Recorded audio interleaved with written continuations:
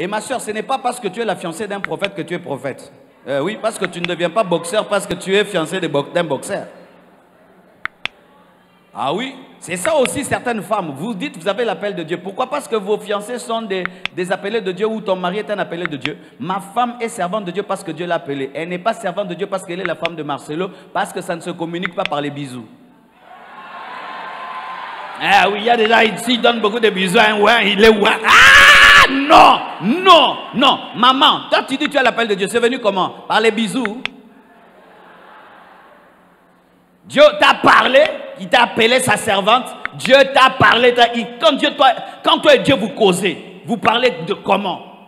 Tu es sa servante ou parce que tu es à côté d'un homme de Dieu, ça fait de toi une servante de Dieu? Non. La femme d'un politicien n'est pas politicienne. La femme d'un militaire n'est pas militaire. Ah oui, ah oui, ah oui. Les gens commençaient à se plaindre dans notre assemblée. Oh, maman Blanche doit prêcher. Maman Blanche doit prêcher. Oh, je dis quoi? Pourquoi elle va prêcher? Oh, parce qu'elle est la femme du pasteur. Ça veut dire quoi? Quelle est la femme du pasteur doit prêcher? Si Dieu ne l'appelle pas à prêcher, elle ne prêche pas. Ce n'est pas un pain pour que je lui partage ça. Et Dieu a commencé à se manifester. Parce qu'elle est ma femme, parce qu'elle a l'appel.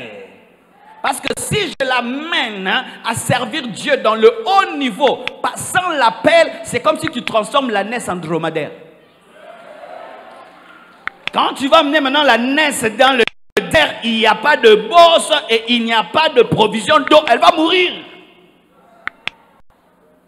C'est pourquoi certaines femmes, en devenant les fiancées des hommes de Dieu, du coup décident, elle aussi, deviens pasteur. Non, non, tu ne deviens pas pasteur parce que tu es la femme d'un pasteur. Et arrêtez aussi de déranger les femmes des pasteurs qui ne prêchent pas, qui n'enseignent pas. Prendre soin seulement d'un homme de Dieu, c'est un grand ministère, même si tu ne prêches pas. Nous sommes compliqués, hein? Donne-moi la main. Tu me vois seulement prêcher là? Avant de prêcher, après. Trop compliqué. Tous mes stress sur elle. Avant et après. Avant de prêcher, tu dis, je ne vais pas causer. Pourquoi? Je dois préparer le message. Elle veut dormir avec toi, 3 h du matin, tu es réveillé. Et elle veut parler avec toi, tu es en train d'écouter une prédication. Après, elle veut causer avec toi, tu es en train de chasser les démons. Elle doit supporter tout ça. Hein? Tu es en plein vacances et puis tu dis, tu sais, on m'a invité à prêcher. Dans les vacances, tu vas, tu prêches. Supporter un tel homme, c'est déjà un grand travail. Avoir un régime où tu prêches 200 prédications par année. Maintenant, elle doit te nourrir pour que tu tiennes bon, que tu ne meurs pas sur la chair. C'est comment? C'est déjà un grand travail.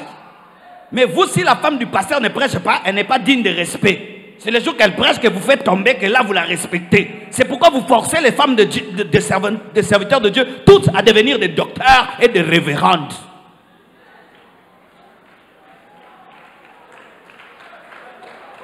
Certains, dans le sacerdoce lévitique, avec comme travail de laver les habits des sacrificateurs. Tout, c'est tout. Son travail, il lave les habits des sacrificateurs.